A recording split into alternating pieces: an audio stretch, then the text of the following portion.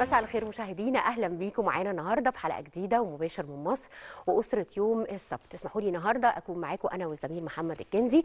هنبدا مع بعض اول فقره وقراءه في الاخبار مع الكاتب الصحفي الاستاذ ايمن السيسي نائب رئيس تحرير الاهرام. مساء الخير يا فندم. اهلا وسهلا. اهلا بحضرتك. اهلا بيك.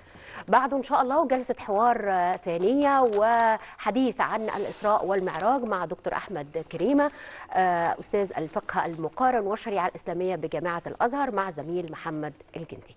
هنبدا مع بعض حلقتنا النهارده، بس اسمحوا لنا نتوقف مع هذا الفاصل وتقرير اخباري نعود بعده لجلسه حوارنا الاولى. خليكم معنا.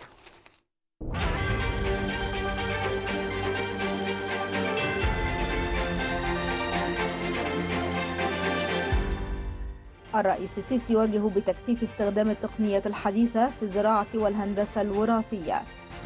بتوجيه الرئيس السيسي مبادرة بتكلفة 150 مليار جنيه لدعم الصناعة. الخارجية، سامح شكري يترأس وفد مصر بقمة الاتحاد الإفريقي نيابة عن الرئيس السيسي. وزير الخارجية يبحث مع نظيره الزامبي الأوضاع الإقليمية في منطقة الجنوب الإفريقي. النقل تعلن استقبال 500 حاوية صادر ودخول وثلاث سفن بمحطة تحيا مصر بميناء الإسكندرية. التخطيط 8 مليار جنيه استثمارات لتنفيذ 405 مشروع بالخطة الاستثمارية في أسيوط. وزير التجارة والصناعة يبحث مع كبريات الشركات الماليزية فرص ومقومات الاستثمار في مجال إنتاج زيت النخيل. وزير الري يستعرض المشروعات المصرية في الكونغو الديمقراطية لمواجهة التحديات المائية والمناخ.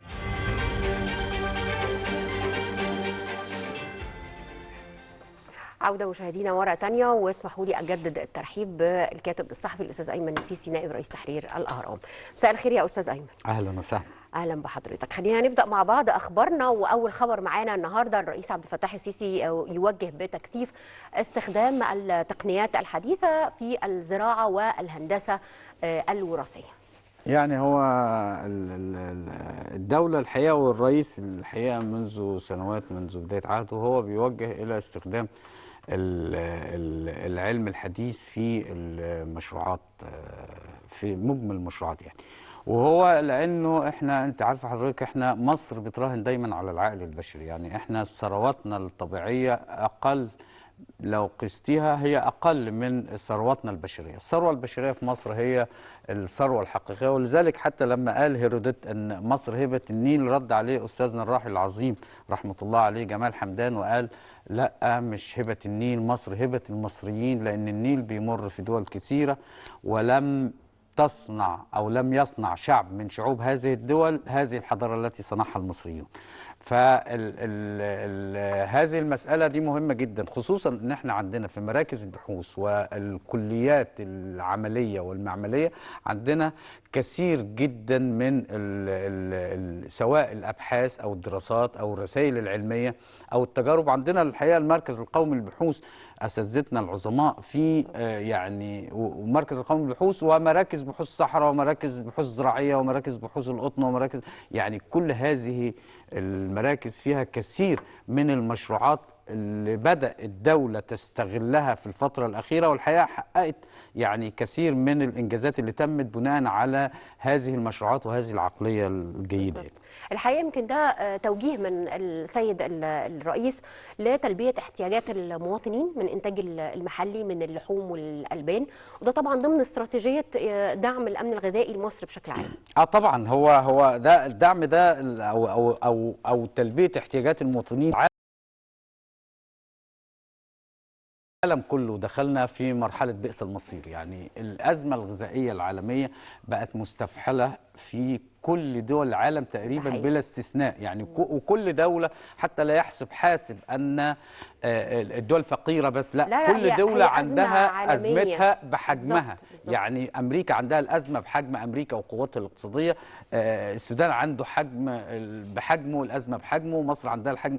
فإحنا الأزمة في العالم خصوصا الأزمة الغذائية إذا كمان ستتطور في تقدير أنا في تقديري أن إذا الحرب الروسية الأوكرانية تطورت وتوسعت في أوروبا ثم اشتعلت حرب أخرى كونية نتيجة إطلاق شرارة في أي منطقة من المناطق اللي بتمثل مخاضات رخوة في العالم، أعتقد أن الأمور هتكون سيئة جدا. يعني حضرتك شايف انها ممكن لو امتدت الحرب الروسيه الاوكرانيه اكثر من ذلك او امتدت لدول اخرى ممكن الازمه هتبقى تتفاقم أكثر؟ الازمه هتتفاقم طبعا، والتاثير السلبي هيزداد والشعوب هتعاني. لن تنجو الشعوب الا بالزراعه وبالتصنيع الزراعي وبالانتاج الزراعي وبالاهتمام بالثروات طبيعية، سواء الزراعة أو الداجنة أو الحيوانية أو السمكية. هي دي اللي هتقدر توفر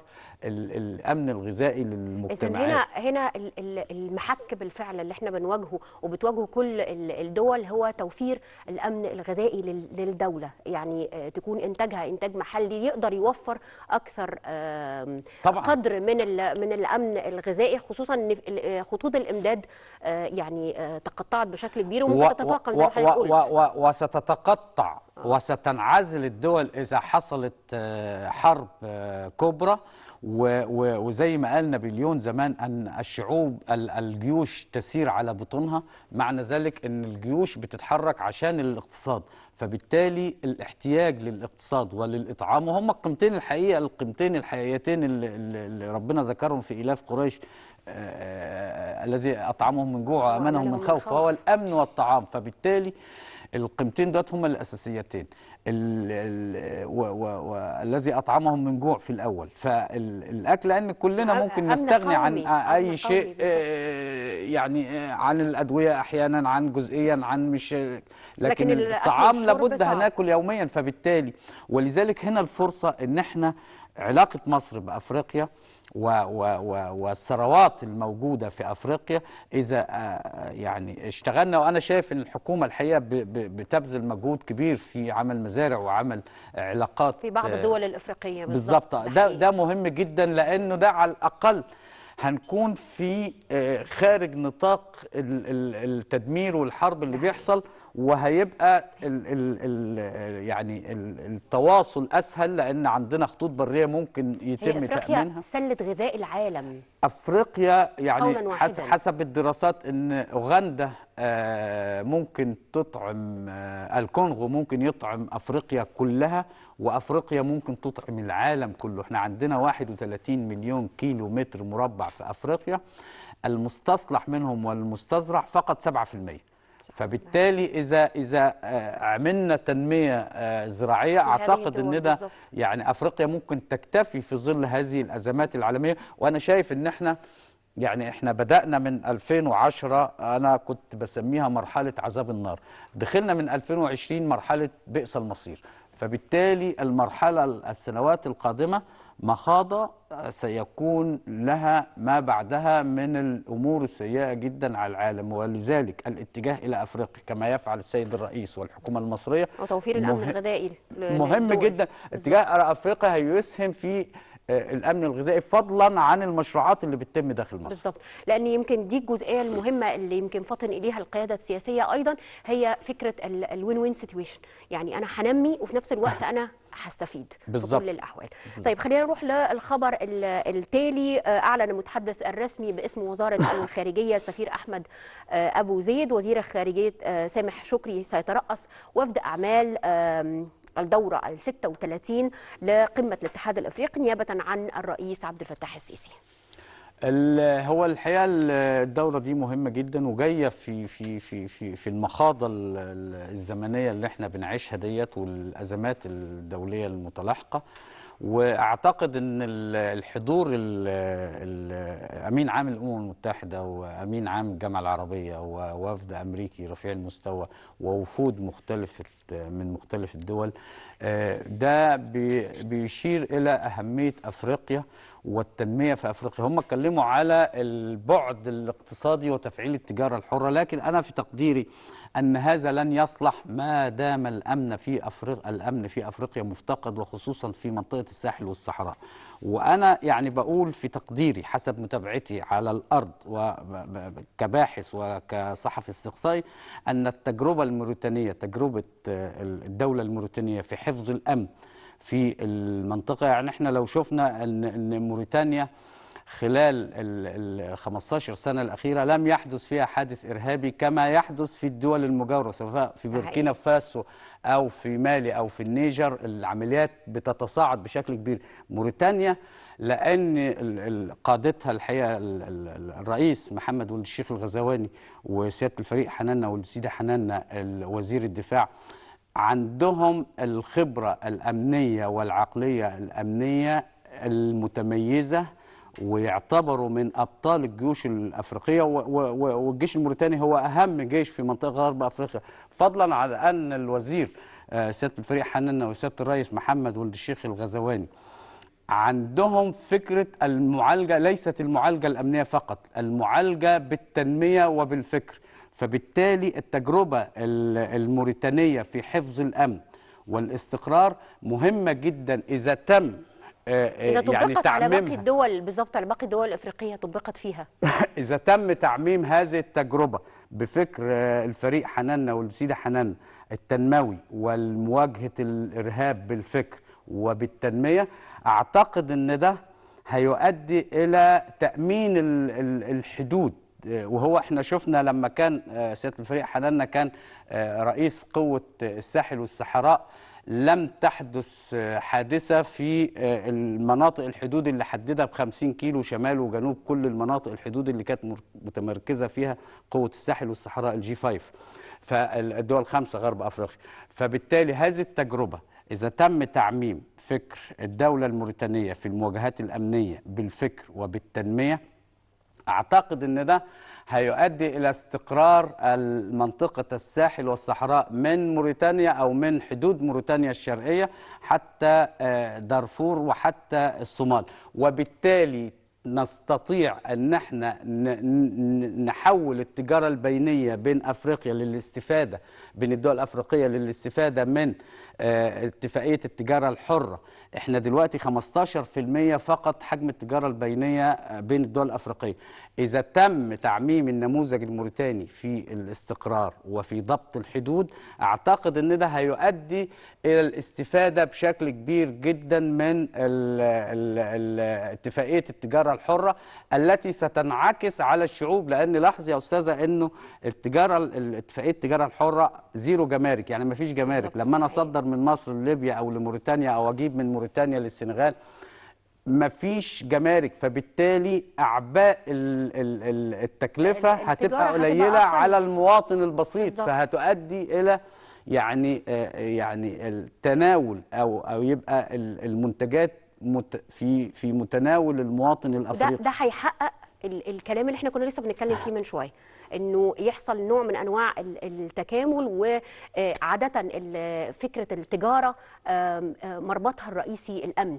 بالظبط الامن. ما انا بقول لحضرتك انه اذا ضبطنا الامن بالزبط. بهذا الشكل في احنا عندنا اخطر منطقه هي منطقه الساحل والصحراء، الحدود جنوب الصحراء الكبرى.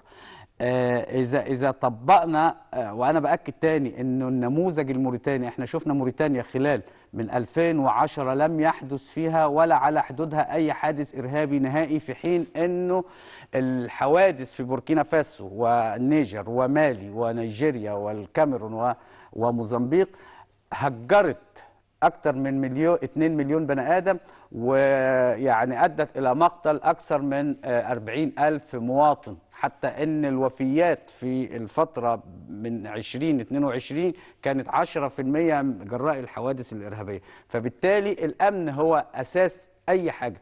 فبالتالي إذا نجحنا في يعني أن يكون في أمن على هذه الطرق، هنقدر يكون فيه تبادل تجاري، وأفريقيا مليئة بالثروات ومليئة بالخيرات اللي ممكن يكون فيه تبادل بين الدول الأفريقية. ومصر عندها قاعدة صناعية عظيمة جدا ممكن أن تستفيد أفريقيا من هذه القاعدة العظيمة من الخبرات المصرية في جميع المجالات، ومصر تستفيد أيضا من الموارد اللي موجودة في أفريقيا بإعادة تصنيعها. بالظبط. طيب وزير الخارجيه الحقيقه كمان يؤكد لنظيره التونسي ضروره خروج القوات الاجنبيه والمرتزقه من ليبيا. احنا بنتكلم برضو على هو نفس صميم الموضوع اللي احنا بنتكلم يعني فيه. هو برضو ايه في سياق هذا فكره البحث عن الامن، لان القوات المرتزقه احنا شفنا، وانا شفت الحقيقه منذ 2000 ونهايه 2015 و2016 في خلال من عملت اكثر من تحقيق استقصائي في خط جنوب الصحراء من حدود مالي وجنوب الجزائر وغرب ليبيا وتشاد والنيجر. المرتزقه الذين تم توجيههم، اللي هم الدواعش الذين تم توجيههم بعد إخماد أو القضاء على داعش جزئيا في العراق وسوريا، وتوجيههم إلى منطقة الصحراء الكبرى وشمال مالي ومناطق الصحراء علشان يدخلوا في ليبيا. هذا التنظيم، تنظيم داعش، بدأ يعمل عمليات نوعية كبيرة جدا. وجوده في ليبيا، هو شوفي المسألة مش في ليبيا بس حضرتك، لأنه هو يمكن سيادة الوزير سامح شكري لما بيتكلم على إخراجهم من ليبيا، لأن هم ليبيا مرتكز بالنسبة لهم ومنبع ثروات ومنبع فلوس بياخدوها وبينطلقوا من خلالها.